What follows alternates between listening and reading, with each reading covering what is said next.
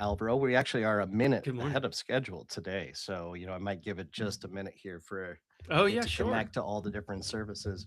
But welcome. Welcome to the Fair Fight with Alvaro and Max on a Friday live chat that we're doing. And today we've actually got a really fun topic. I don't know if fun is the right word, probably be more infuriating topic, but one that certainly needs to be discussed, which is about energy consumption and the effect on our utility bills. We're appropriately calling this hashtag dollar sign exclamation point utility bills. You know what that means. But anyway, Alvaro, it's Friday morning. How are you doing this week, sir? I'm all right. It's a rainy day out here in Maryland. My neighbor recruited me to help him with unskilled labor around. He's building a one of those backyard saunas in his backyard, and I so thought it was going to be something like good, like a greenhouse or something like that. I oh, was dude, super saunas are excited. amazing. Saunas are amazing. I forgot that you're So like out just oh Alvaro. yeah. Tell him about your love of saunas. I mean, they're the best thing ever. So quickly on my love of saunas. As I get older, all the things that used to make me feel good hurt me. So I used to love to run. Now my knees are shot. I used to like to have a glass of wine a day. And now, if I have a glass of wine a day, I don't sleep and I feel Yeah. terrible. And so, because my brittle, aging body can't do these things anymore, I have discovered my Rockville's gym here in Maryland has a public. It's a public gym. You pay $8 to use it, so there's no crazy monthly membership fee, That's like and just $8 per session. 8 or 9 bucks, and you get pool, you get gym, and you get sauna. And during the summer, you get outdoor pool, outdoor like play water park area for the kids, hot tub, indoor pool. This is all the city of Rockville that does this. And so when I build and work out, I get to hang out with nice old retirees in my sauna that I've paid $8 for, and I leave a completely new human being. And it's good for you. It makes me feel good and it's good for me. And I'm satisfied, man. that is why I love sauna, and you should too. But And your neighbor, so you've been doing some physical labor this week I have because you. not. I have not been doing physical labor because my neighbor recruited me, but it's raining, and I Uh, think some concrete was going to be brought to the neighborhood, and he a recruited me bitch. not to do any skilled labor because I'm bad at that. I'm not like you. He recruited me to just move wheelbarrows from the corner to the location of the sauna, so that he and other skilled people can build it. But this is what I call sweat equity, so that I could just show up and use Do the it. sauna when I want to. Because I know Yes. exactly what your motive is to do this. But it's funny, Alvaro. I've always thought that that would be an excellent like gym. Is one where you just like move heavy stuff, like for a project. I mean, It's like, it's hey, called actually working for a living. Like that's what people who don't push paper, unlike me, do. well, that Yes. that's why I try to do that stuff. We're going to talk about it in a little bit, but one of the things that I've done this week was I replaced the toilet in my house. And I got to tell you, I'm in awe, toilets are Max. I'm in awe. toilets are heavy MFs, man. I do not like trying to carry a toilet, but carried it downstairs, did all these getting it to the curb. It's actually being outside my house right now, waiting to be picked up by the Metro Waste Authority here in Des Moines. So anyway, but I want to talk a little bit about this week. I had a couple of fun things happen this week, Alvaro. Tell me. Well, I don't know about fun, but last night I watched my Nebraska Cornhuskers play in the Sweet 16. First time the Cornhuskers have ever played in the Sweet 16. Now, just so everybody knows, my parents went to the University of Right. Nebraska, so I grew up a huge Cornhusker fan. I went to the University of Florida, so I'm also a Gator fan. And I You're live in the not an state of Iowa fan, even though you're like I live in the state of Iowa. extremely I Iowa. love the state of Iowa. I love the state of You Iowa, root against them but like a freaking turncoat. I Okay. hate the Iowa Hawkeyes. I hate them. And Because it's they're like like the Mike, Yankees. they are like the Yankees in Iowa, right? And Okay. it's always like, and look, I mean, I'm sorry for my Iowa friends that are undoubtedly, going to encounter this at some point in time. But let's be honest, Iowa fans are so smug.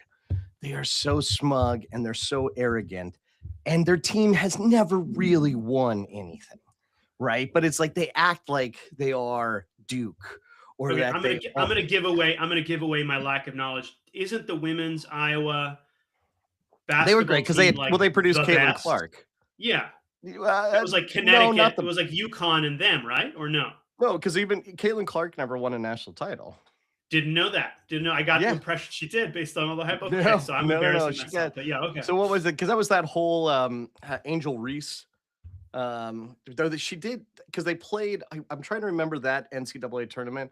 I'm pretty sure that Caitlin Clark and Angel Reese met in like the Final Four or something like that. Okay. But then Iowa lost in the final.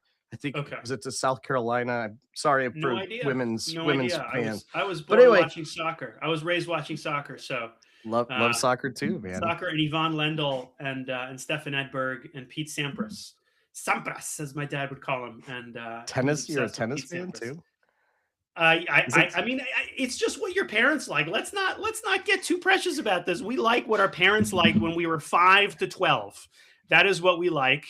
And so I grew up watching the World Cup whenever the World Cup was on.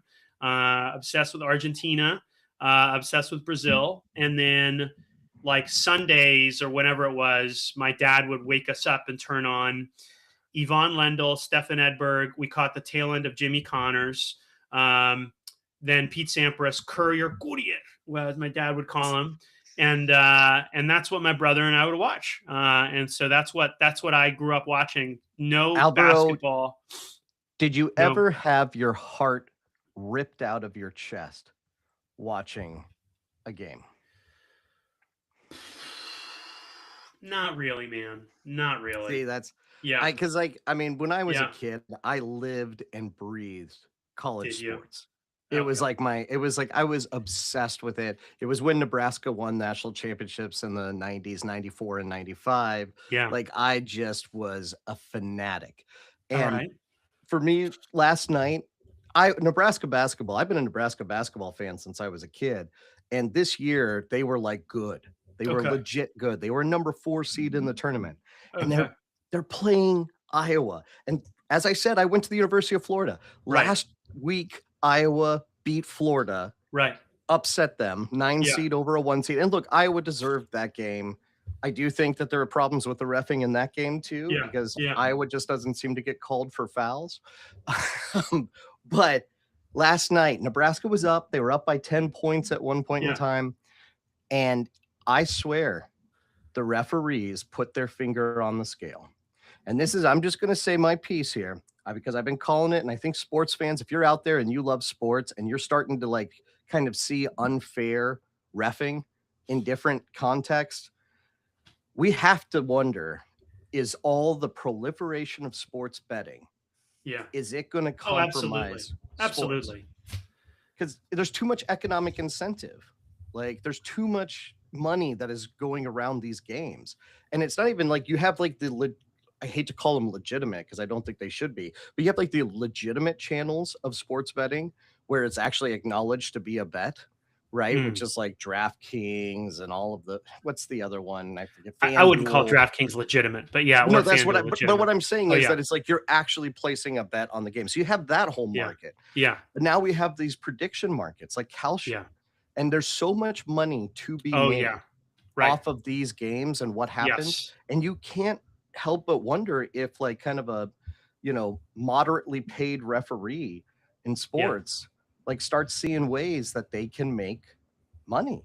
So And you heard it here first. The ref threw the game, rigged the game against Nebraska. well, let me thanks just, to I'm going online to give sports you, betting.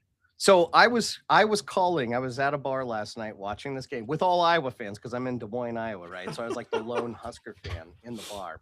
And I was calling in the first half. I was like, I'm like, there's problems with this refereeing. Iowa's not getting called on fouls. And it was like a discussion, with Oh, my bar interesting. patrons at Yeah. halftime. How many fouls did Iowa have in the second half? How many? I The know enough about whole sports to know second, that's not normal. That's the not whole normal. second half, Right. Iowa had, Yes. and that's what allowed them to come back. They were playing super physical. They were basically like tackling the Nebraska players, like when they would go up for a layup and nothing was getting called. There was at one point in time where an Iowa player just shoved a Nebraska player to the ground and like nothing was It called. didn't get called. All right. Yeah, and so So it's are like, other people calling foul, no pun intended, on this? I'm sure some are. That's like no. But this is that my heart was ripped out of my chest. All right. But look, at the same time, I'm going to take a step back. I'm going to say Iowa's a great team. The Iowa basketball team is a great team. I still want friends. I still want my neighbors to like me. I am not a cheering terrible for person. Iowa State the rest of the way. All right. Iowa State is also in the Sweet 16. Good for you. No, oh wow. the three basketball teams that I like: Florida, Nebraska, Iowa State, and all three were in the NCAA tournament. And so now Florida and Nebraska are out. Okay. Killed by Iowa. Okay. Now, but Iowa State's on the other side of the bracket, and so I mean, if it was an Iowa, I just realized that Iowa and Iowa State were different things. So, oh man. I didn't grow up with this stuff, man. I didn't So, grow up. so think about it this way: University of Iowa is like the white collar school, for like all the professional jobs. Lawyer. There's no law school at Iowa State. Like it's like a very professional oriented university. You remember that UHG CEO who was shot? He was. He was a University of Iowa grad. It's like, so it's a professional class. All right. I feel like we went to a dark place. Let's go to a well, no, happy place. But I say Iowa State. Iowa State, on the other hand, is like agricultural college. So it's like the farmers in Iowa tend to love Iowa State, and like so I'm with the Iowa farmers, man. I'm cheering on Iowa State. All right, so let's go to a happy subject, which is the rulings against Facebook, Meta, and Google this week. You had, and I actually think, Max, we should cover this in an upcoming episode. I won't be able to do this next week, but maybe a following episode we will. We had two huge rulings, and I just want to offer a word or two on why I'm so excited about them. So there was a New Mexico jury that held Meta liable for not keeping kids safe online. It was kind of focused on child safety, protecting them from child predators. $275 million verdict. And then there was a California jury who basically said that Facebook and YouTube as products were not safe for kids because they were addicting them. And they awarded to a single plaintiff, to one now 20-year-old, but at the time teen girl, her initials, it's Kaylee GM. They awarded her $6 million total. Now, there's two things that I think people need to sit with that are really exciting. And go ahead. Can I just ask a clarifying question? Because I haven't followed this too much. The California verdict is a products liability verdict, right? Yes, and negligence. It's product design, like essentially. Yes, precisely. And so, and some people are like, "Oh, it's free speech," and I'm not even going to deign those arguments as worthwhile. Also, corporations should not have freedom of speech. Correct. The idea no. I mean, the idea that a liability immune corporation, which is not a real person, should have the rights guaranteed to flesh and blood human beings by James Madison in the late 1700s is laughable. And this was a generation of people, George Washington, James Madison, Thomas Jefferson, who loathed monopolies.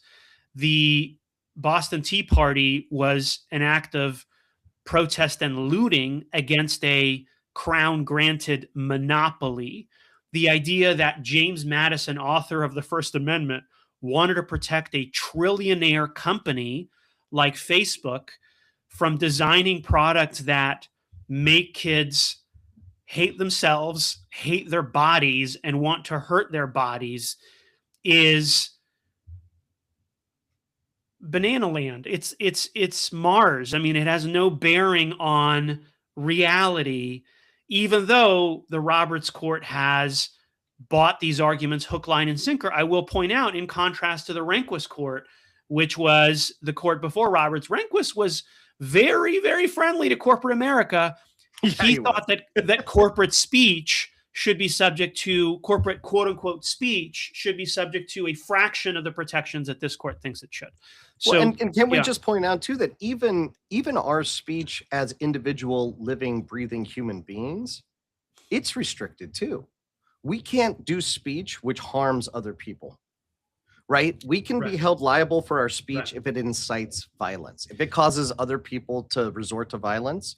Like, we can be held liable for that. So it's the First Amendment is not an absolute protection against consequences for your speech. So even if we buy the argument that a corporation deserves like freedom of speech, it still has to come with limits.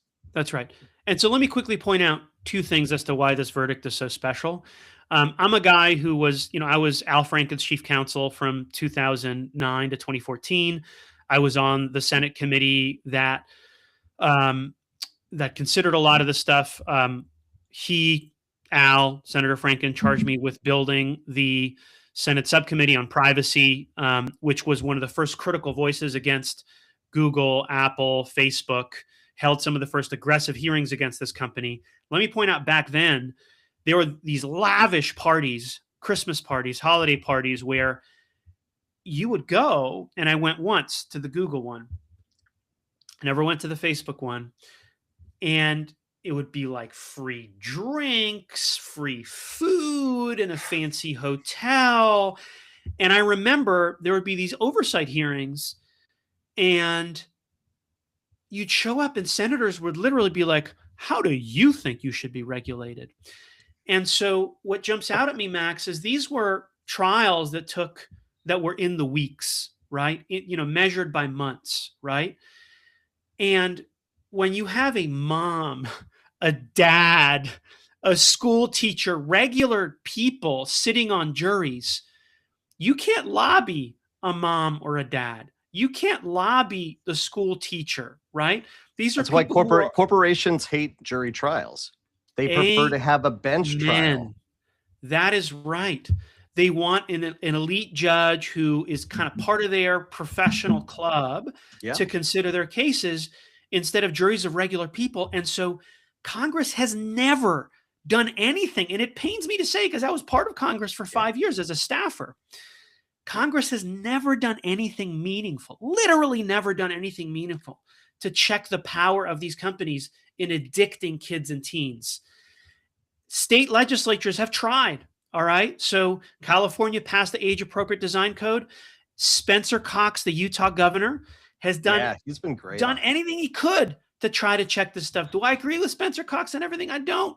But he is trying to protect kids and teens. But when you see somebody on the other side who shares your values about something, yes, you got to call the party. We got to put the party divide away. That's exactly right. Because we talk about the ideas. Yeah. If we agree on ideas, then we need to work with them. That's 100% right, and that's why Governor Cox is someone to pay attention to.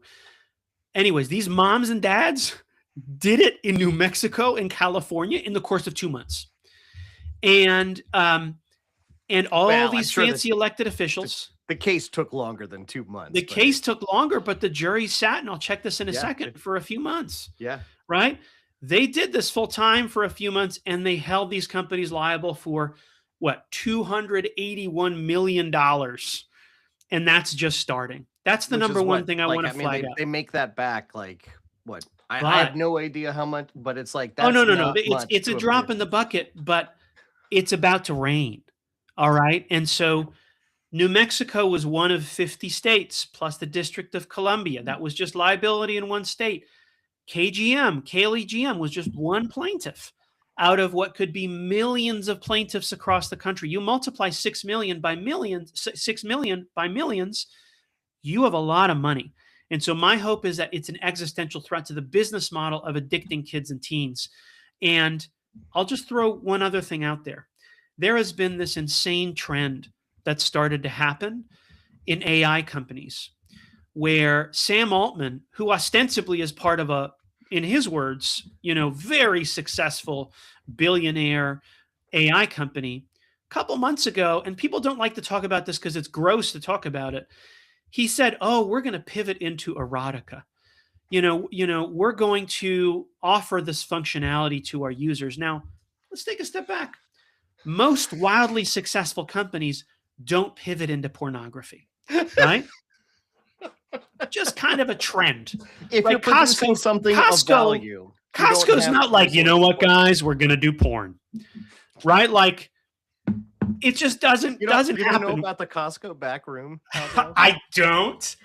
And much as I have serious problems with that company, it's in bulk. It's in bulk. It's in bulk. Doesn't exist, right? The Costco back room does not exist. This is a joke. Disclaimer. Right. And so, but OpenAI was like, oh, we're going to pivot into erotica, right? Character AI has put out chatbots that it purports or are labeled as psychologists or therapists, right? Now, this information is maybe a couple months old, so it's possible they've taken these things down. A couple months ago, Reuters reported that Meta internal documents said that teenagers should be able to have quote unquote sensual conversations with their chatbots. This was official Meta documents, okay? And so my hope has been that if these verdicts came down the way they have, these companies who were clearly pivoting into this space would reconsider. And we just got news yesterday from the Financial Times that appears to be what's happening. These are good market effects. Like this is the plaintiff's bar is what keeps capitalism honest. Yes. Right. The plaintiff's bar is such an important part of capitalism. And so to see all these like highly paid like pundits who try to like carry the water for Meta, Amazon, and all those companies, like they are basically trying to denigrate one of the most important checks on the excesses of capitalism. And then I start to worry. It's like, do these people actually care about capitalism? By the way, going to have to take a pause here for a minute because, ladies and gentlemen, we are having our first ever guest on the Fair Fight podcast, the live chats. We have the mayor of Stamford, Texas, joining us today to talk about utility bills and data centers. And that is James Decker. James, how are you doing? Thank you for joining us, sir. I'm great. How are you guys? Good. We're good. Better seeing you, sir. We were just talking. Yeah. We were just talking. By the way, your video, it's a little bit blurry. I don't know if you can adjust it. Like I think you might be frozen actually. Yeah. I don't know what I've got good rural broadband internet. As he says that, we lose him. We'll see if James comes back here in a second. But anyway, folks, we wanted to invite James. James Decker is online. He's somebody that I've interacted with a few times, on Twitter. And we wanted to talk about utility bills. And one of the things that we thought about was who could know better about utility bills than the mayor of a town in rural Texas, right? So we're going to wait a minute for James here. Alvaro, do you want to finish up your thoughts on while we wait for James to come back? It's that this looks like it's about social media, these verdicts, but my hope already being borne out because the Financial Times reported yesterday that OpenAI has dropped its incipient pivot to quote unquote erotica, that these AI companies are going to realize we cannot do with the new generation of young people and adults, by the way, what we did to teens in the 2010s. And so that is my hope, and knock on wood, that is what we're going to see. It won't just be about social media. It will be about how these billionaire and trillionaire AI companies, because Meta is a trillionaire company, can play fast and loose with our emotions, with our romantic attachments, right? These companies are persuading people that they are your AI boyfriends and girlfriends when they are neither girls nor your friends, as an FTC staff attorney pointed out one time. So that's what I'll leave it there. And how do they get these things up and running? Through their data centers. So maybe that's a good moment to Yeah. Well, James, ahead. can you hear us? I've turned. Oh, he's joining. It looks like he's joining from his phone, maybe. Yeah, there we go. I logged on to Hey! my mobile. I knew that would fix better. That would work better. So Hey, very good, James. No worries about that. And if worse comes to worse, buddy, I can just get rid of your video and maybe just go audio if that works out. So what I think the problem that we're having here with our connection is that, data centers and tech companies are siphoning off all of the data that's coming to us, so we can't have this conversation. that's right. Hey, Well, the good news is I was able to listen to y'all on the recording just a minute ago while I was trying to get logged on my phone, and I was agreeing with everything you said. So good stuff, y'all. Oh, well, that's good. why don't we start ahead. there? Yeah, tell us. So you probably saw there was big jury verdicts against Meta, against Google in California, and against Meta in New Mexico, holding the company liable for what it's done to kids and teens. Your constituents, your moms and dads are living this every day. Your young people living this every day. Yeah. How did this news hit your ears, Mayor? Well, I will tell you, it comes in an interesting time in my own life. A little bit of a reckoning I'm having with the internet. I kind of had a late, halfway, few weeks into Lent decision to just deactivate my Facebook and go temporarily and go dark for a little while, just to break the scrolling habit. Because, and even when I deactivated, like for a few days, the compulsion to click that, just pull up my phone and click the app, and even I was like, wait, I'm not even on this. It's bad, y'all. And in Stanford, I have used, since I've been mayor in 2018, I have used Facebook to communicate with our citizens a lot in case of emergencies, like a utility issue, or, when we had the big power grid failure back in 2021. And folks would say, like, hey, not everybody's on Facebook, not everybody gets these messages, and I say, look, I don't want to be beholden to Zuckerberg any more than you do, but this is the best way to communicate with the most people the fastest. Well, in the last 6 months or so, we actually got an app called Savvy Citizen. Big fan of those guys. They great to work with us, where we can send out text message, push and email updates to people about utility issues. And we've been using that, and that has allowed us to not have to rely on Facebook. And so if people want to know what's going on, they can do that. And I got to thinking the other day during my outage, because on Facebook personally, self-imposed, because I thought, what is going to be the plan? Because I've done a lot of, some of my writing that I've done started on Facebook, just like keeping people updated what's going on in the community. And I get to thinking, like, maybe, I can't sit here. I've grown to loathe Facebook personally to see what it's done to me. Other people worried about my own small children one day, trying to keep them off of it. And I don't know that I can in good conscience say, Facebook is terrible, don't be on it, but I'm going to be on it Right. for communicate for city meetings. And I would say my wife would probably have guessed that it would take it about this long for me to make the Wendellberry reference. But I think back to Wendellberry's why I am not going to buy a computer. And the man was right. He was. So I don't know that, the horse is out of the barn with us on buying a computer. I mean, we're all on computers here, but at least we can strike back against social media, because Alvaro, you're right. I mean, it's just a predatory monetization of everything about our lives, our shopping preferences, our scrolling, our habits, our friend interactions, our mental health, and they don't care. I just strip it, and Zuckerberg and all the rest are perfectly fine to strip our society, our well-being for parts, make as much money off of it as they can, and whatever comes of it, oh well, sorry about you. Well, it's kind of akin to something like drug dealing, right? Like there is a market. There is a market for drug dealing. People want to consume drugs, and they do it. But we can still put restrictions on that market, right? Because of the harm that generates from that market. That's exactly right. And I don't know if y'all are aware of Ben and Aaron Napier. They have the hometown show on HGTV. They're in a small town in Mississippi.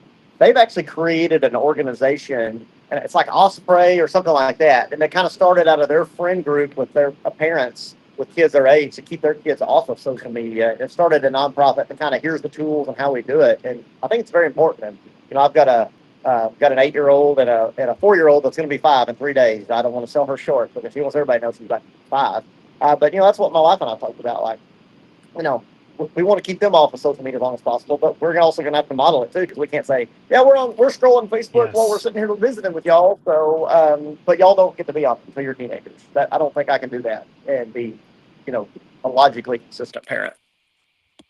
So, gents, if I could take us to our topic today, because this is an excellent topic, and I think we can circle back to this issue about like the product that a company like Facebook is putting out, because what we really wanted to talk about today was rising utility costs, right? And Alvaro and I, we actually have some personal stories that we didn't get a chance to tell. So, Alvaro, do you want to go first and maybe tell people what happened to you this past month? So I'm sure you've had constituents that live versions of this, Mayor Decker, but I had and this happened in our old place, but we moved about 6-7 months ago, and we have been paying water bills of a couple $100, which out here is pretty normal. And then we got a water bill for $1,250. Oh my God. Yeah. And so now it was that month where out here there were some pretty intense cold snaps, the longest, cold spell in a long time.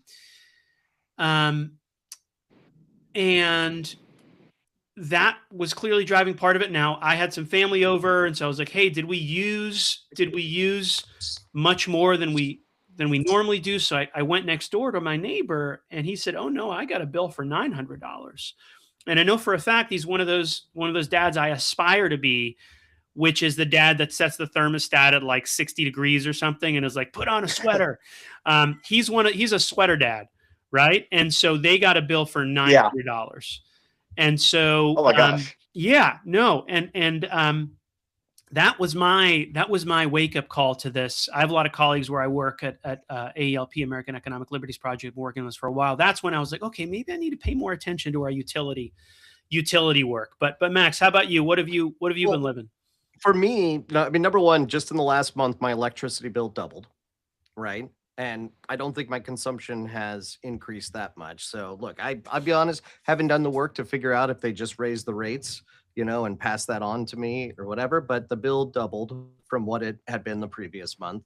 And then my water bill, this one was really interesting to me because I got hit with $1,000 bill, but it was not for 1 month. It was for the previous year that they apparently had a battery fail on a electronic device that sends like the meter reading, to the company. So they were providing estimates of water usage for a year. And then they started pestering me, being like, we need to get somebody in to replace this device, so that we can get accurate readings. And they, I got them in, they changed it out and all that. And then they're like, oh, but actually you used $1,000 more worth of water than we thought you had. Now, one of the things that I found most interesting about this is that this device that they use, like the waterworks here in Des Moines, like they have to buy it from a company, and you can't just replace the battery in it, right? You have to replace the whole unit, which is like $150 per unit. Like this is what the tech was telling me.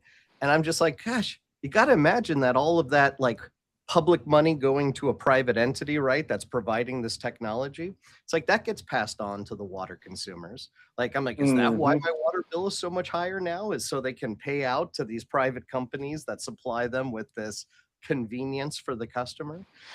Anyway, but as part of that, Alvaro, we were talking about me changing a toilet out. Because I'm in awe, Max. I'm in awe. I called the water company, to be like, WTF, mate. Why am I gonna? Is that an Iowa? That's me when I'm trying to keep from cursing.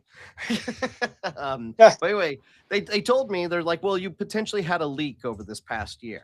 right? And so they told me to like test my toilets, put water, water food coloring into the water tank, right? So that you could see if it was leaking. And I ended up deciding to replace one of the toilets. And then they're going to like maybe give me a discount because I did that, right? They're going to see if there's a change in the usage based upon, fixing the leak. So, but anyway, I had to install a toilet all by myself, and I did a pretty darn good job, if I do say so myself. That would Look be at you an go. unspeakable disaster if I tried to do it. But Mayor Decker, how are you confronting this? How are your folks? Are they getting hit with these insane bills? What are the big challenges you guys are Well, facing in Stanford? well, first of all, as the mayor who presides over a city water utility system, I cannot fathom people getting a water bill and things changing and not knowing about it. We we have people that will get a leak and go back to Facebook, but we'll have people who will their water bill will go up for some reason. They left a hose on or they had a leak or Yeah. something, and then they'll post on Facebook about they raised the water rates on me and I didn't tell me. And then we said no. Here's your usage. Here's the rate. Here are our rates. Here's how it was calculated. Um, we actually so Google, and something that we can talk about in more detail, but Google is building a data center about 15 miles northeast of town, next to our lake. So Stanford is one of the few municipalities in West Texas that owns and operates our lake with no other partners. We're not part of regional water authority or anything else. We built our own lake in the 1950s.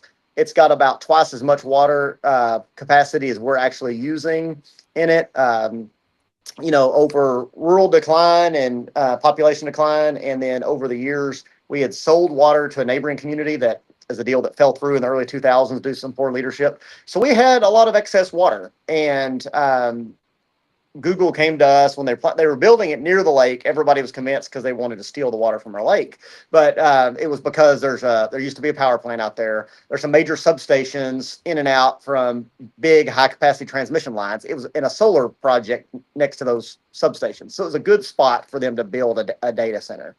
So they came to us about water, and that was about a year ago. And we asked them, and I said, tell me about this data center, what your plan is. And they said, well, first of all, it's air cooled, not water cooled.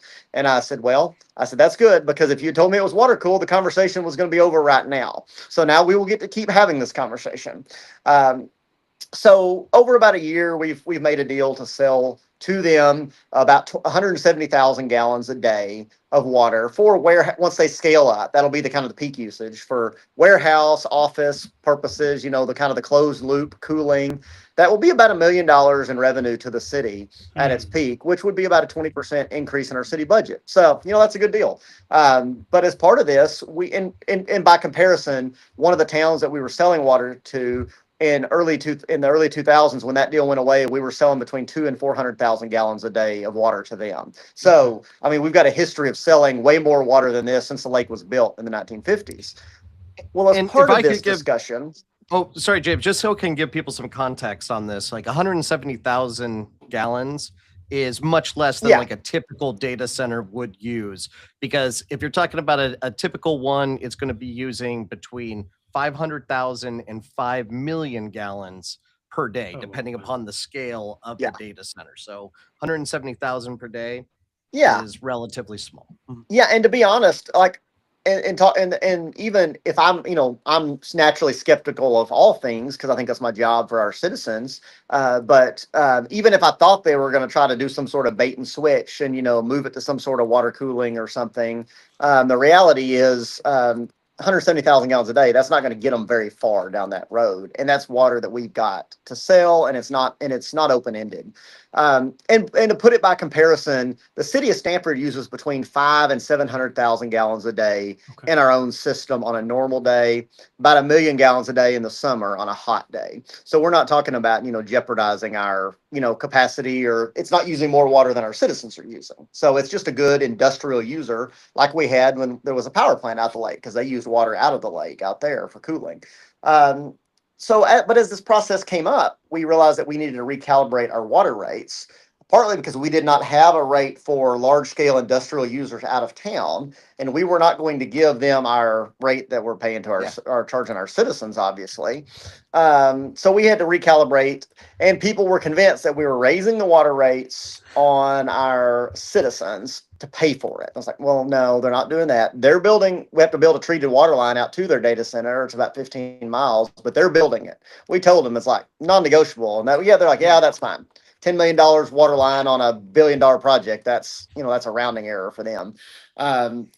So we actually, as we recalibrated our water rates to deal with some of the RV parks and stuff that have come in town as well, we didn't have it scaled up. It was like two tiers, and we went to like 5 tiers. So that we're trying to get some grant money from the state for infrastructure, and we wanted to show a curtailment to encourage conservation. That the more you use, it costs you. It's not just a one-time ability to use water for.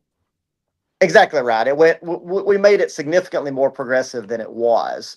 And then as part of that, I'm actually somewhat proud that we actually ended up slightly, just ever so slight, but I mean, it was like 20 cents. We actually lowered the minimum usage, minimum charge per month. So that way the people that say, well, you're raising the minimum water rates, I can say, no, actually we slightly lowered it for you.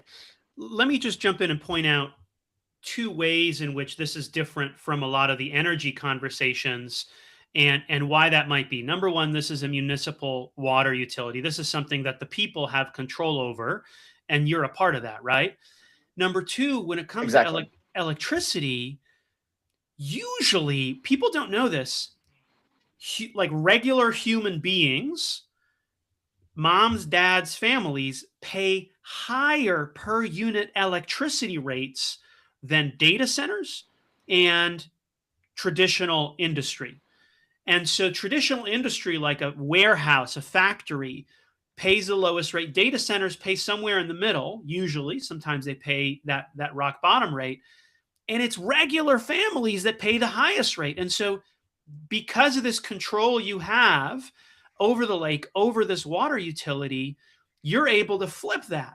You're able to let your people pay less while these guys are picking up an increasing tab that creates incentives for them to use less. I'm not wearing, my hat is off to you. And that is amazing. And naturally I want to talk about electricity and energy too, to see if you're working similar magic there. But I mean, how do your folks in Stanford feel about the deals you've cut? Do they see it like you, or you're starting to say some people are like, oh, you're raising my rates, but how has this gone over in town? So, mixed feelings. There are people that are, just mad about it in general, don't like data centers, don't like anything, don't like any change. And that's okay. Like there's a small segment of people that, don't want us to improve our infrastructure, but don't want anything to change. And like, guys, can't do that. I'd say the prevailing sentiment in town is like, hey, like, I don't, it's kind of odd. We never thought we would see Google building a campus here, but, if it'll help, it's kind of it's a deal you got to do. That if they're in this area, we got to find a way for our citizens, both local government, local businesses to benefit from it. And that we've got the water. This is the whole card that we had for years, knowing that we had more water than a lot of the areas around us, including some of the larger cities. We need to make sure that we benefit from it. So I would say most folks see it as a means to an end. That, hey, if this does create some good jobs, good industrial jobs, and it does create some new revenues in the community, then that's what we really need. So one thing that I want to jump in here is that, my concern for you, James, right, is in the future, like Google has a lot of power, right? They have a lot of resources, and they have, so that, when you get into bed with them, right, are you concerned at all about maybe down the road that they basically breach the contract, do something that could, leave a bill for the city of Stamford? And while you might theoretically have claims at law, right, to take on Google in court, right, and try to enforce the contract that you signed with them, there is something that's in the law that's called strategic breach, where some companies basically decide, like, it's okay for me to breach a contract that I had, because I can afford, to defend that breach, and basically I'll come out ahead by breaching the contract. So anyway, I just wondered if you worry at all, because that's my concern about municipalities and private companies working out deals, is that inevitably the private company tends to have more power than the city. It's a cost of doing business. It's easier to do that. One of our other favorite topics of all of us is the meat packers. I mean, they get these gigantic fines levied against them. They just build that into the budget instead of, because pay a few $100 million better than being broken up. Who cares?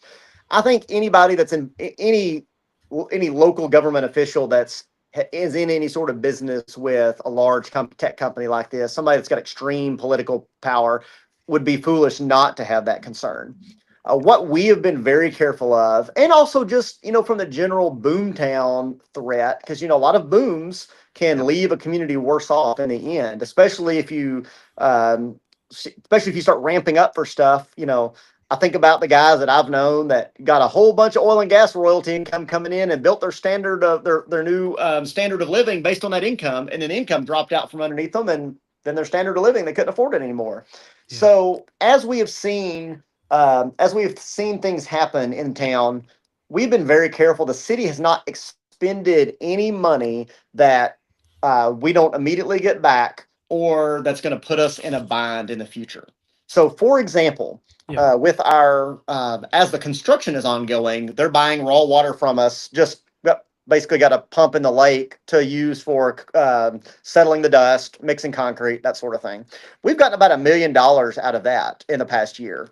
We set up an ordinance for that money to allocate it expressly for the replacement of water and sewer infrastructure, nothing else. So these one-time windfall revenues are going to be used for one thing, that when you build it, you're done. Because what we don't want to do, get that revenue, you start hiring more employees, buying more police cars, you start some of these variable costs or these recurring costs that you can't afford to cash flow if it all goes out from underneath us.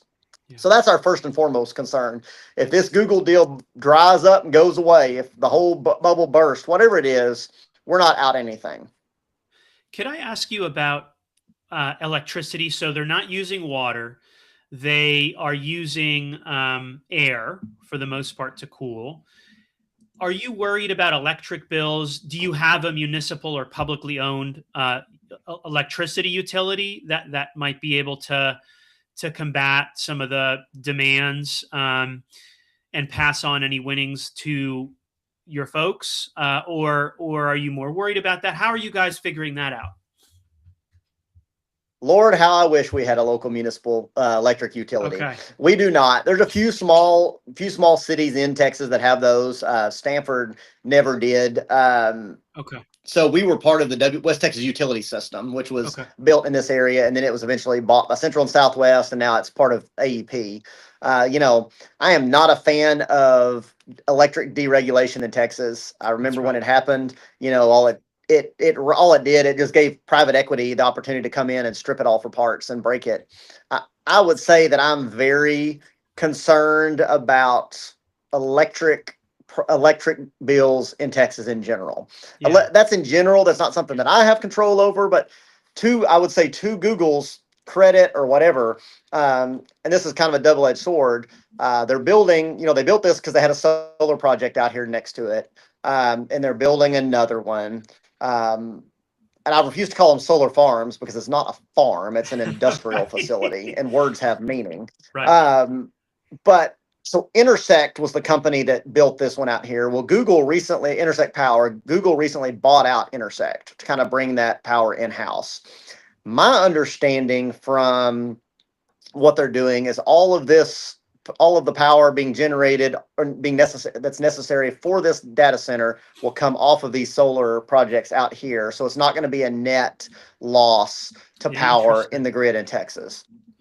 But which sounds good, and I think that's a good thing. But you've also got a booming population in Texas and other stuff. So every one of those that you build off of the grid that doesn't add to the demand, you're still not answering the demand issue. So these new solar projects, they're either supplying the data centers or they're helping the overall grid in Texas. They're doing one or the other, and if it's not solving both, you've got another problem. So I do see that as an issue. One thing that I say cautiously optimistic, hopeful about is WTU had a power plant out at the lake, like I talked about, and it's still, they built it when we built the lake, and they dismantled it. It was an old natural gas fired plant. They dismantled it in the early 2000s when they got rid of some of those old plants rather than retrofitting them. But it's all still there. I mean, they tried to sell the property, but a couple hundred acres that's basically all substations and transmission lines. It's got a pretty limited marketability. I heard in town, sometimes I'd hear more in town that I knew more about what was going on in the project than I knew about myself. And we told, because Google, it's funny, there's been a lot come up about NDAs and stuff. Yeah. On these data centers, and local officials just wouldn't talk about anything. And Google gave us an NDA, but I told them, I was like, look, guys, I'll sign your NDA, and I'm not going to talk about anything that's proprietary on the science, on the technology of that, because nobody cares. But everybody in town already knows what's happening. And if NDA can't conflict with the Public Information Act, and if it becomes public information, it's public information, whether you got an NDA or not. And I said, also, the only people in town not talking about your project are those of us that have an NDA. Everybody else in town is talking all about it. So I don't know what secrets you are trying to keep. So they thought that was kind of interesting for them to move into a very rural community like this. But, I've heard, people said, hey, I've heard that Google's sniffing around at the power plant site, the old AEP power plant. And I said, that would be great. They want to put in some gas turbines or something out there and add power generation. It would make all the sense in the world for them and us, and it probably creates some good jobs too. So I think, the Stargate, Lancium, whatever you call that project over at Abilene is about 35 miles from where I'm sitting right now. And I have to drive past that thing going in it to and from Abilene, because that's our nearest major city. And, they're putting some gas turbines out there at that thing. Like, I think that's stuff like that is the answer, especially in this part of the world where you got essentially free and just infinite levels of natural gas. Put some more power on generate that stuff. It sure beats solar projects, in my opinion. Forgive me, Mayor Decker. You're talking to a guy who grew up with Stargate, meaning a late 1990s movie that involved teleportation across the universe. And so you're telling me that Abilene has Stargate? It's not quite as fun as that. Okay, what's going on? That's exactly right. So this is and I think it's the largest data center in the world or America or what, but it's the OpenAI. It's part of that project. It's the big OpenAI Department of Defense thing. Yeah, Sam Altman himself was in Abilene for this deal. So I didn't go over to try to shake his hand and tell him I was a big fan, because I'm not. But yeah, no, I can't. So Abilene has Dyess Air Force Base. Okay. Exactly. So Abilene has Dyess Air Force Base, which is the home of the B-1 bomber, and it's actually going to be the home of the new B-21, the next generation bomber. So it has kind of been declared strategically, and it was a strategic air command base during the Cold War. So this thing is, the OpenAI deal is very much connected to Abilene's hub as a defense. Yeah. So let me throw out there just a few electricity dynamics, because I keep on coming back to the difference between how you are able to structure water consumption in a way that just totally makes sense for your constituents in Stamford, right? Like, we're getting these one-off purchases of, 1 million gallons, et cetera, during construction. We spend that in one-off, one-time improvements to our infrastructure. We're not going to make people dependent. We're actually going to let people pay less, right? All this control you have when it comes to water. When it comes to electricity, I wish, right, exactly like you said, you had that control for your folks, because I know you would cut deals that would be good for your folks, but there's a degree to which you don't have control. And what I've seen out there is, number one, electricity rates are discriminatory in the opposite direction, right? Number two, 70% of these electricity utilities are owned by investors. Only 30% of those municipal electricity operations, like the one you were saying you wish you had. A couple other things is that in those investor-backed utilities, investors are actually guaranteed certain rates of return that can be up to 10%, right? Utility commissions will approve guaranteed 10% rates of return to Wall Street investors that are backing building new power lines. And, those are some pretty sweet deals. I would say, our money is as a family, it's all public. It's in treasury, it's in T-bills and index funds, right? You don't get 10% on any of that stuff. And so what people have been calling for is, number one, you cut that guaranteed rate of return. And I would turn everyone to, there's a guy named Brian Shearer, just put out a paper on this. You can Google it, Brian Shearer, cutting the cost of utilities. Knock that down from 10% to 7%. Guarantee, flip the discrimination in the other direction, or flatten it so that everyone pays the same rate. But ideally, make it so that regular people pay less, right? And the big dogs pay more. He also pointed out that in a lot of these investor-backed utilities, people end up paying for like the corporate jets, the private jets, the PJs that these executives use, the lobbying expenses, they can get passed on to consumers. So there's a number of things that we can do. And one thing that I'm not sure if he mentions, but we all need to be aware of, is that a lot of these utility commissions have a revolving door with industry. And so you go to the utility commission as your gateway to that sweet gig in that private equity backed company. And so these are all things that start tracking. So I don't know if you've already started doing this, Max. You want to jump in? Go ahead. Yeah, I just want to jump in because there's a concept that everybody should know about, which is called capture, right? And I think we can have this false sense of security when we have like a public utility board or whatever. And can I take a step back here? Because I just want to explain something about utilities are such an interesting market to begin with, because when the antitrust laws of the United States were being developed, right, a lot of people had concerns about how we deal with something like utility, like an electric grid or telephone grids or things like that. And it's what I believe Louis Brandeis coined this phrase. It could have been somebody else who coined it, but the idea of what's called a natural monopoly.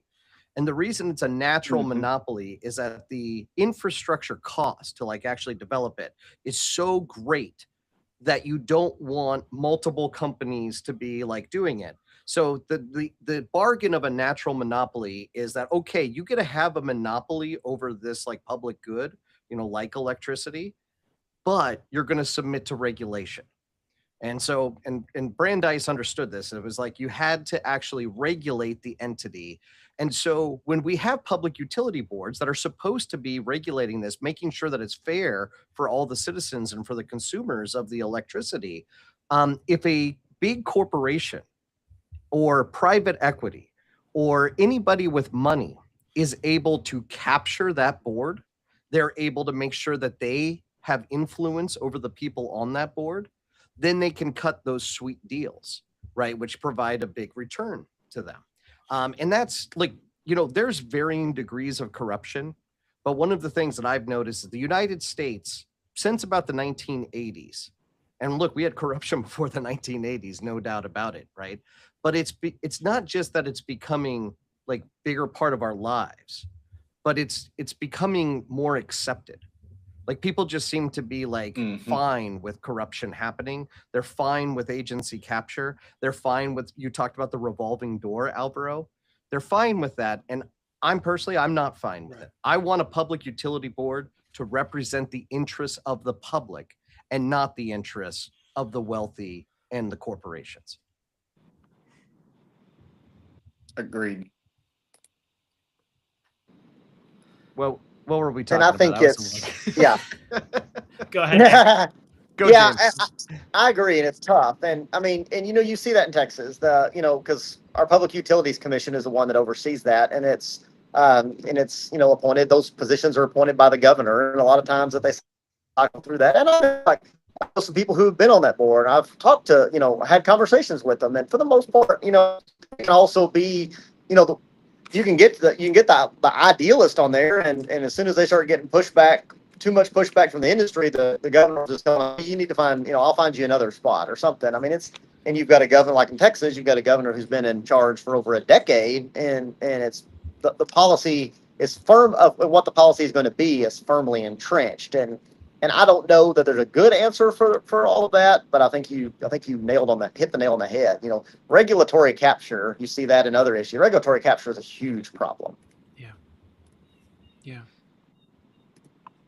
So James, I wanted to just give people some statistics here about how much data center, how much electricity a data center takes. And so there's, just so everybody knows, there are many different types of data centers. that when they talk about facilities, right, they sometimes use how much their like hourly consumption of electricity is. So there's something called like a 500 megawatt facility, which is a hyperscale. But a hyperscale data center consumes 12 gigawatts of electricity per day. And I just want to, if I could, guys, because I'm a nerd, I love movies and all of that. Gigawatt? What's a gigawatt, Max? What's a gigawatt?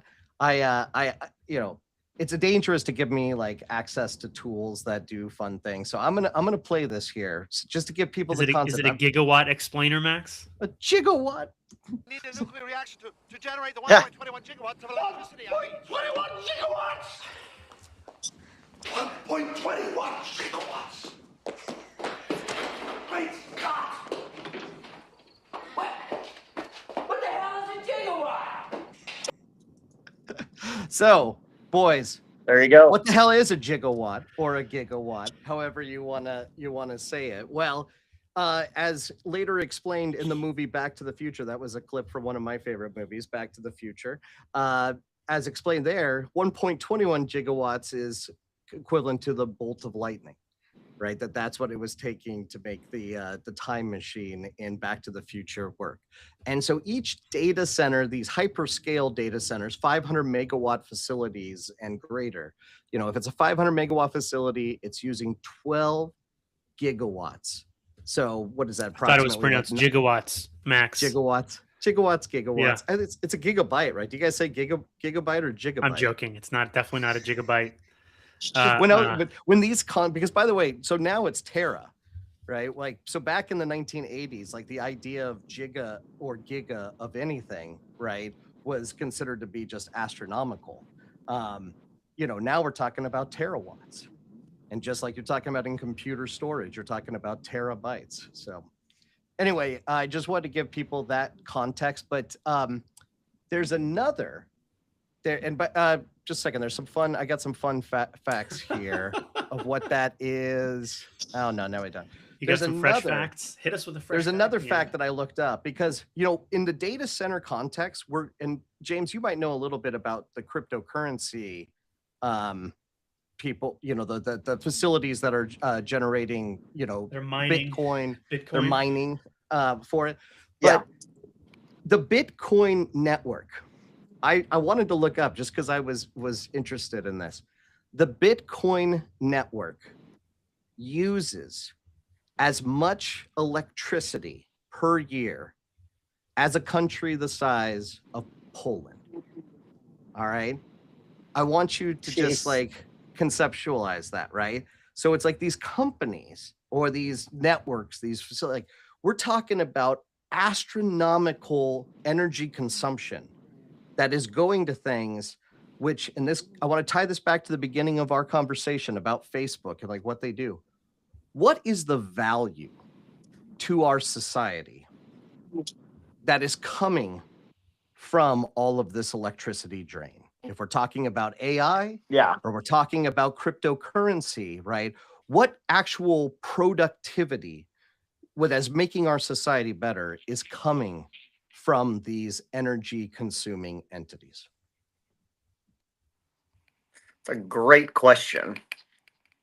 And in the post-industrial, as someone who ever more believes that the Industrial Revolution might have been a mistake in itself, dispensing with the Industrial Revolution into whatever we are now. I mean, where so much of what we do just putting around pushing around paper and making fake things just for the sake of it and not giving actual value. As a side note, that's why I encourage people, we've tried to hire young guys that are graduating out of high school to go work for the city to say, hey, working for the city of Stanford Public Works is one of the few jobs in America where you can drive around and show your family, look what I did today to make your life better.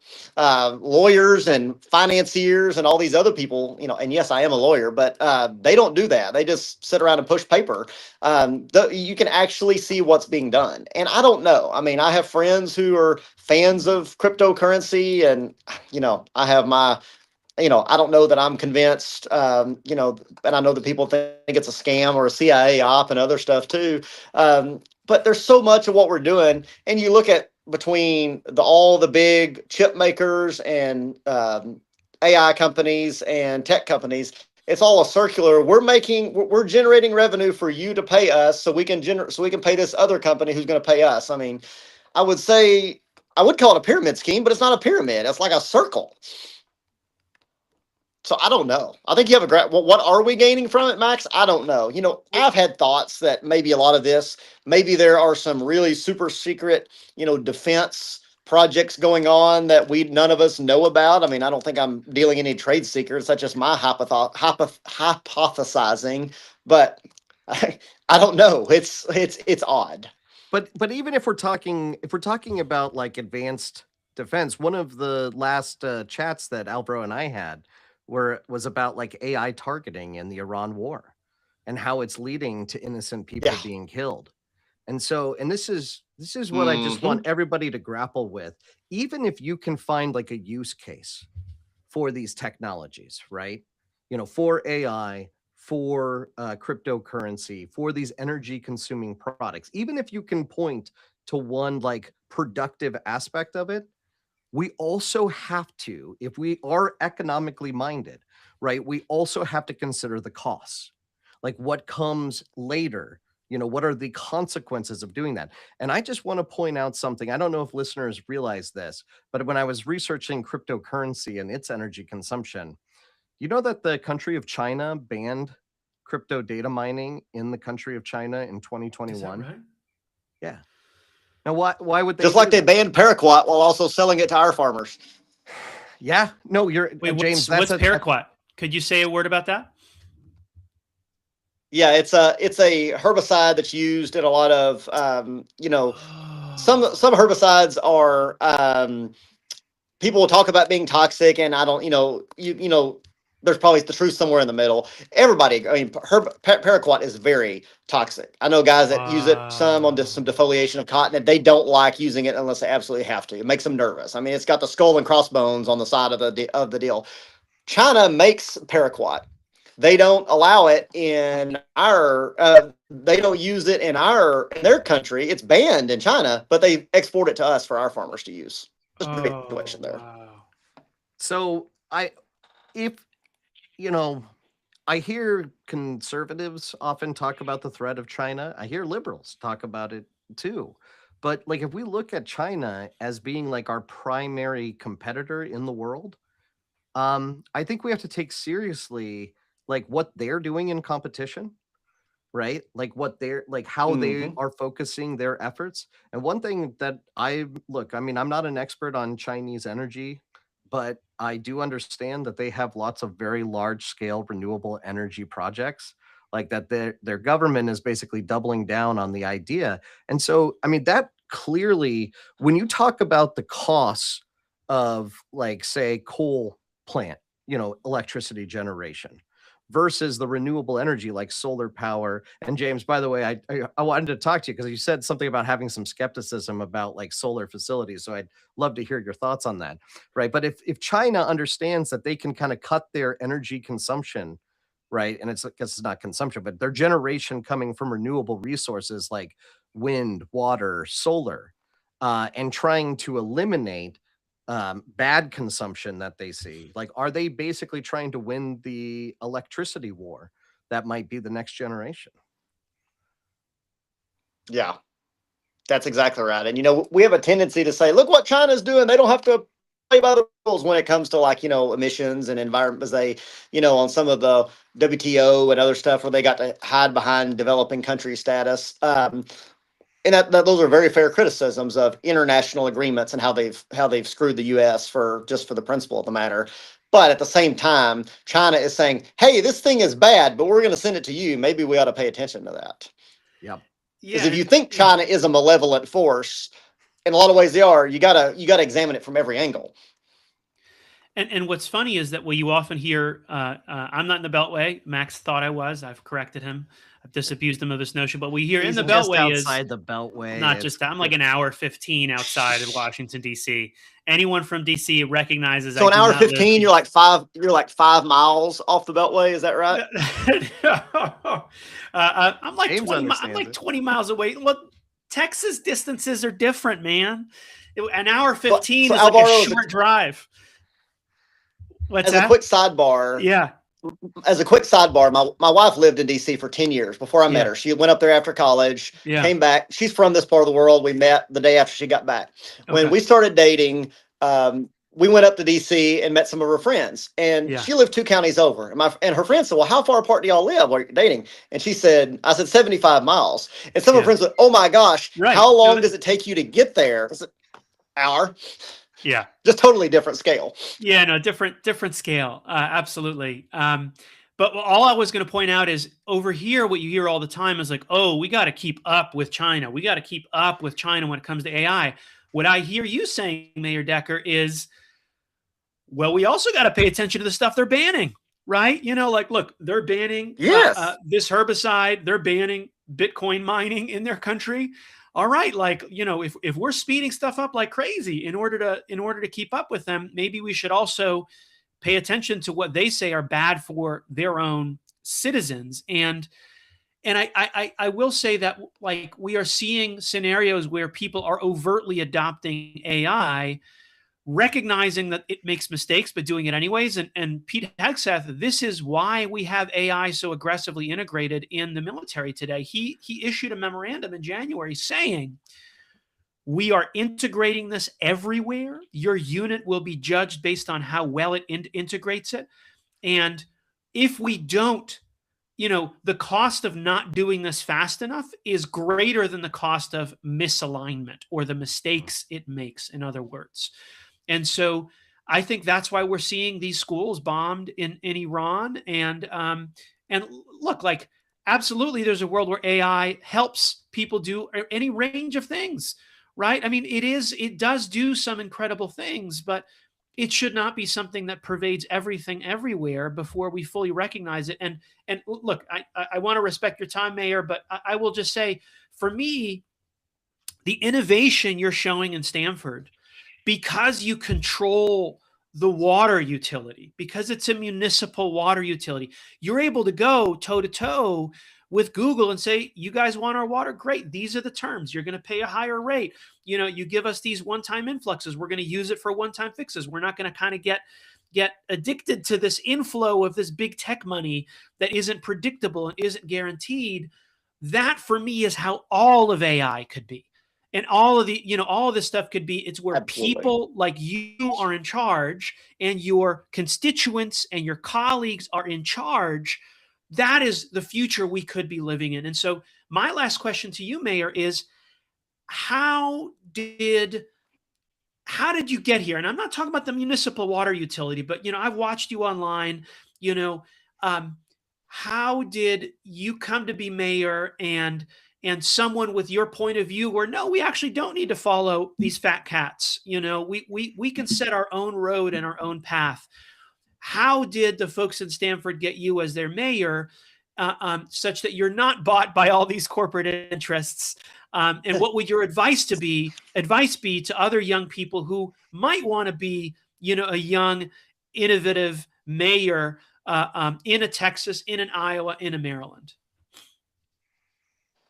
I think it makes a big difference to be the mayor of the place that you're from, where you grew up, where all your roots are, where your family is, rather than just being a mayor of a random suburb. And I'm not saying there's anything wrong with that, No, no, I but a think that's town true. Yeah. that I mean that is your lifeblood. I mean, it's my my window burying leanings that the place is the most is important. The place is the goal. The place is the purpose.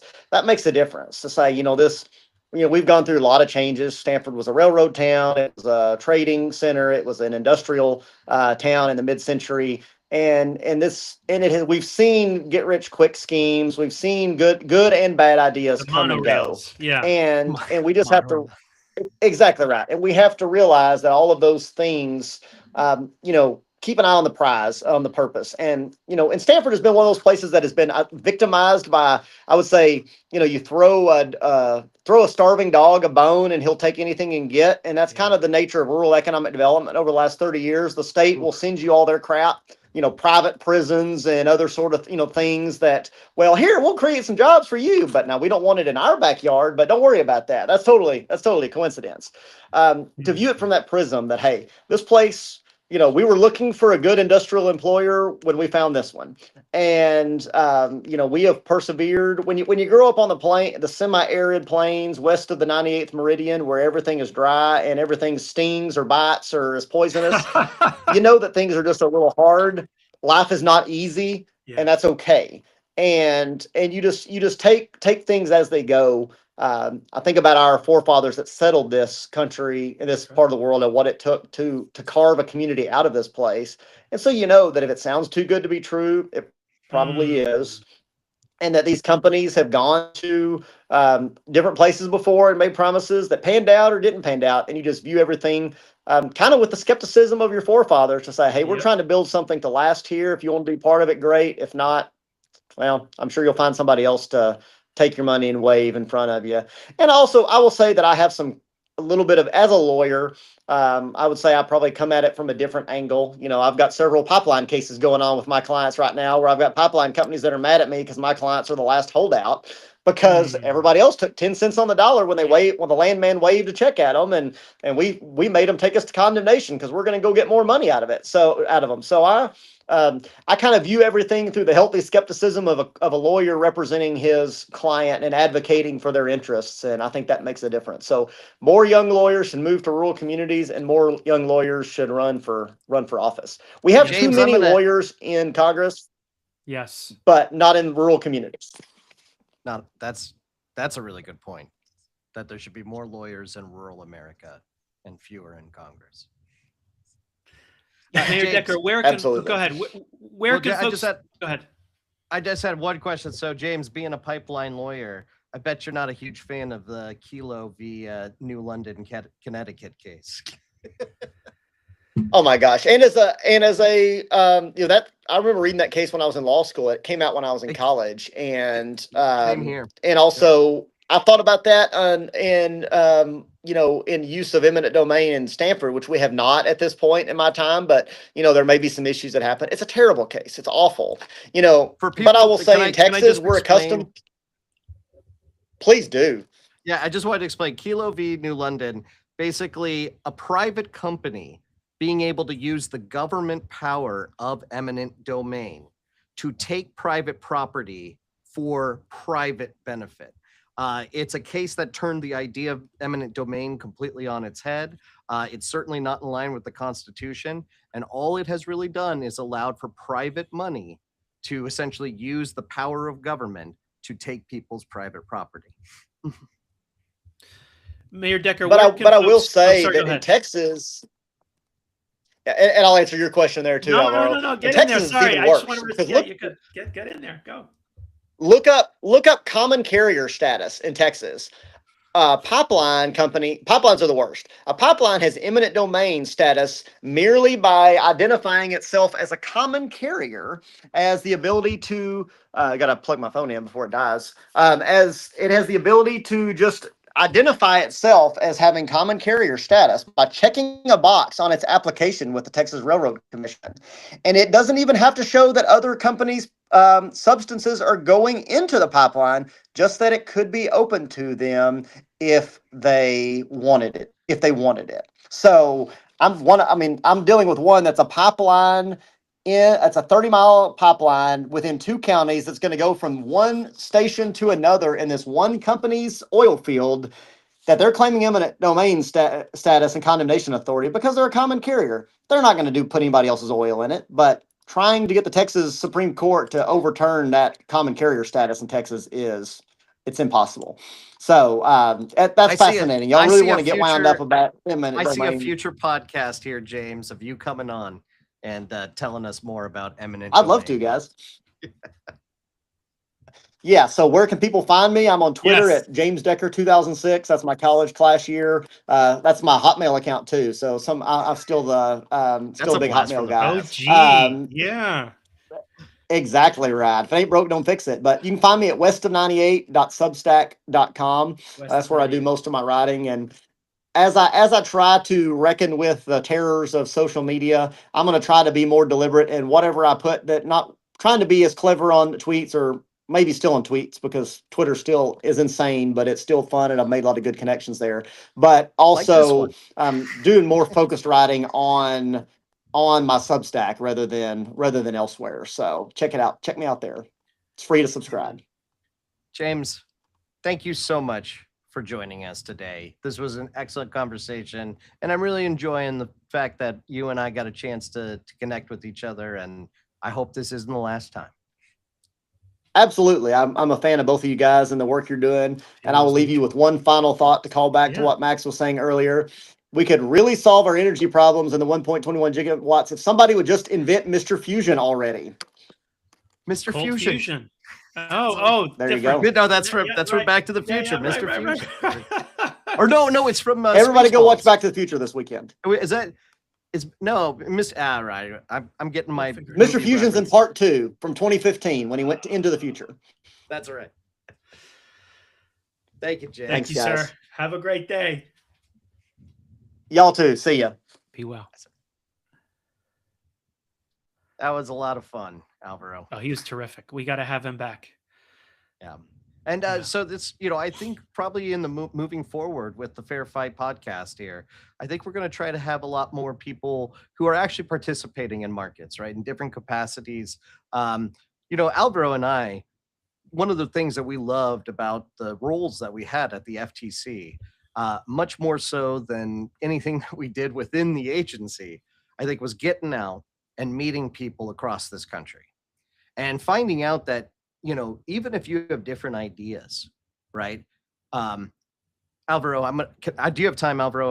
We're I got over maybe time 10 here. minutes. Let's go. You got maybe 10 minutes? Okay. Yeah. So I want to put some context to this. I wanted to talk about this early on, but then he jumped on. What do you think I have in my kitchen right now? I have no idea what you have in your kitchen right now. I have 30 pounds of Louisiana crawfish in a cooler in my kitchen. Are you doing a crawfish boil? I'm doing a crawfish boil this weekend. No It's my birthday week. It's actually way. Amanda and Maya's birthday weekend. And so we are going to have a crawfish boil. And these I are have live a t-shirt to show you. Now I'm gonna go. I'm gonna go off screen in a second and bring my crawfish boil T-shirt. But say more. So right. Well, It's your birthday Saturday, right? nobody needs to know what Nobody my needs to actual know. birthday is. That's I right. don't And tell actually- anybody, but Okay, it's good like call. Good call. it's in March in some point in It's- time. it's- But Amanda and it's- my birthdays are pretty close to Right. to each other. But anyway, Not bad. some people call them crayfish, some people call them Crawfish. crawdaddy. I grew up calling them crawdaddies. Oh, yeah. So in upstate New York, we call them crayfish, but yeah, down in Louisiana, they're called crawfish. Yeah. But the reason I was bringing this up, and I do want to see your T-shirt. Yeah. I'm going to talk a little bit about, we worked with the Southern Shrimp Alliance. Yes. Yes. Because that was probably one of my favorite experiences. Yeah. At the FTC was getting to know a few different fishermen along the Gulf, and realizing that look, I tend to identify myself as a liberal, though obviously I think I'm more of an issue-based thinker, right? Yeah. I don't necessarily say that I fit all into one category. But the people that I met down in the Gulf area, very different perspectives on things. But the truth is not that different, Right. right? Like Right. and particularly when it came to ideas about, corporate power, when it came to ideas about how government could be helpful, there was a lot of agreement. And I think that one of the things that you and I can do, Alvaro, to really kind of help to heal this divide that we have in this country is just talking to more people from different backgrounds, from different perspectives, because the truth is we have much more in common with people That's than right. we have difference. And I believe this very firmly. Corporations and the wealthy have an incentive to take the small differences between us and drive a wedge between us, turn neighbor against neighbor. Because as long as we're fighting each other, we're No, not keep fighting on going. them. Yeah. That's Yeah. right. So let me offer some thoughts. We are getting a group of listeners, weekly listeners, which is a ton of fun.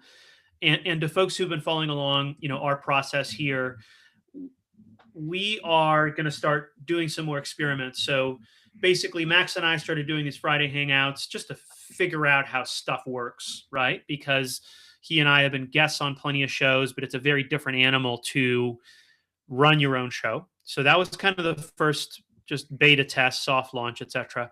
The thing we've been doing in the background are these quote unquote car talk episodes where we get questions from our audience, we get questions from online, we bring in experts, get them to answer those questions. And in that way, we're cutting episodes with Cory Doctorow, Jennifer Abruzzo, our buddy Iowa corn grower and Iowa Farmers Union member Josh Mansky, ag antitrust superstar Basil Musharbash, and the pediatrician from the University of Michigan, Jenny Radesky, on social media.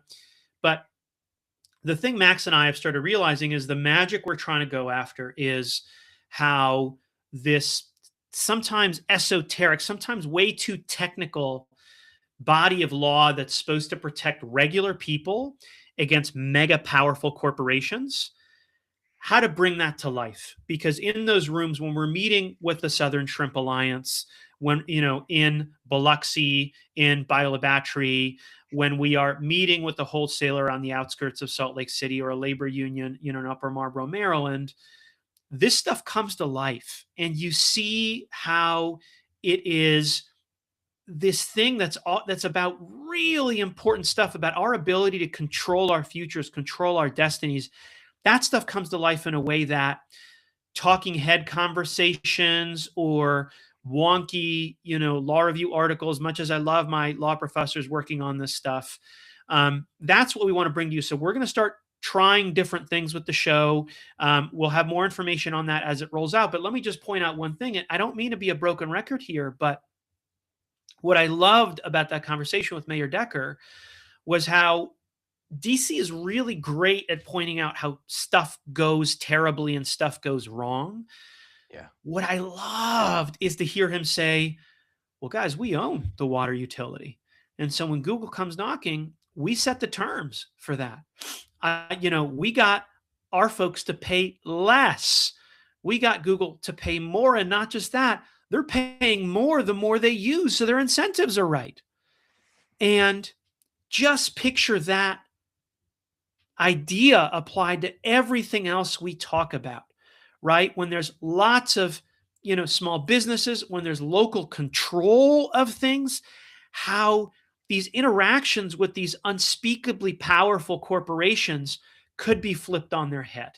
And so that is the kind of thing that only starts coming out when you meet the flesh and blood humans who are in the middle of these fights. And that's what we want to start trying to highlight. So I do need to pop off for a second or get off for a second. Everyone, you can reach us at ask@thefairfightpod.com. You can basically subscribe to the show by leaving your email, dropping it at thefairfightpod.com. Max has brought up my crawfish boil t-shirt. You should zoom in on the middle thing. I'm going to try here, sir. I have some important disclaimers. I was born and raised Catholic. I taught Sunday school.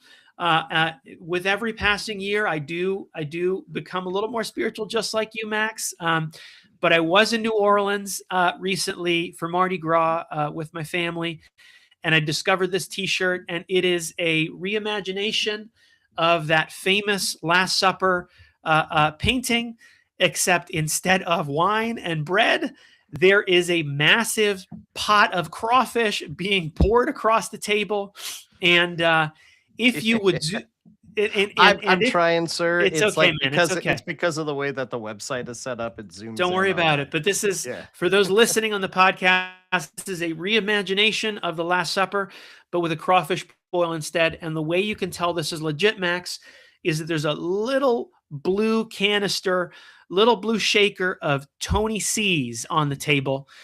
Which is how do you pronounce his name? Cacharels or Tony Caceres, I think. I have no idea because everyone calls it Tony C's.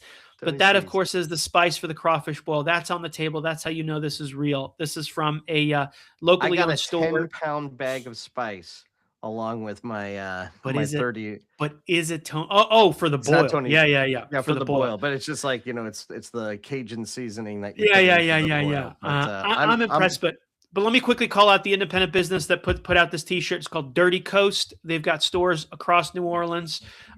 Great company, has a bunch of fun stuff. So yeah, that's what I wore on my birthday. And if I were celebrating yours with you up in Iowa this weekend, I'd be wearing that. I would that t-shirt love as well. I would love to share my crawfish boil with you, Alvaro Bedoya. So Max, our phone number, if you want to ask us a question, 920, remind me, 920. 920 we fight if you're doing it on a phone that has the letters on it, but that's 920-933-4448. And we got ahead. over spring break, Alvaro, we got a couple of calls from people. Really appreciate it. If you want to yell at me, tell me how much I'm If you specifically want to yell at Max. I reposted about Elizabeth Warren's wealth tax, and saying that every patriotic American should support this. And boy, did I get flamed. So, I mean, if you want to call in and tell me how I'm a commie because I want to tax, 1 cent over $50 million, for every dollar over $50 million, you pay 1 cent in on taxes. But apparently that makes me a commie You're for a radical, doing that. Max. You're I'm a radical. Well, I am. On that, from my friends, we will not be back next week. We'll be back 1 week after that. And in the meantime, we hope you're hanging in there. We hope that stay safe. You're enjoying the show and that you are keeping your head above water, folks. Have a great Thank you, everyone, weekend. for listening. Have a great weekend and keep on fighting for fairness.